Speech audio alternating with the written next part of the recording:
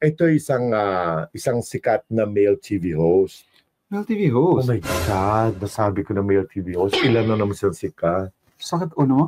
Ay, tinitingnan ko lang. Si Charito Salas. Sabot, di ba? Ito na. Alam mo, kapag siya ay sinasama ng kanyang mga kasamahan, mga artista din, mga hosts and actors sa isang girlies bar. Girlies bar, ha? Hindi to gay bar, no? Gay bar, ako yun.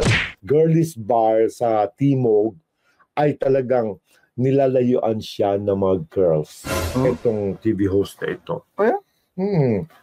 Nilalayuan siya. Kung ang ibang makasama niya, mga gwapo makasama niya, ay talagang, Diyos ko, halos mapakandong pa yung mga girls. Magaganda yung mga girls doon. Mga top A, class A models.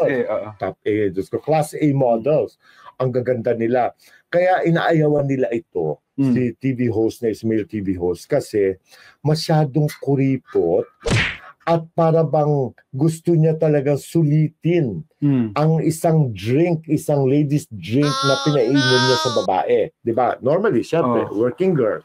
Syempre, papatawag, ipati-table. Syempre, ang iba nga dyan, tumatakbong oras, 1,500 per hour. Mga ganyan, sa mga Pegasus, mga ganun yun eh. Sa iba-ibang mga bars. Dito sa place, ay doon ako may per hour sila. Tapos, you have to, mababagsak ka ng drinks, ladies drinks. Tapos, alam ko, every hour dapat may drink yan eh. So, unang drink pa lang binibigay niya.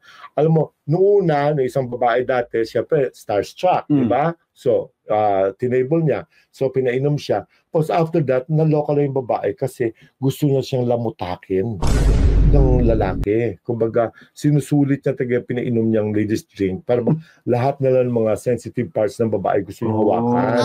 Kaya gumaganyan yung babae. Para bang masyado naman siyang hot. Hindi ko masabi yung word na MANIAC.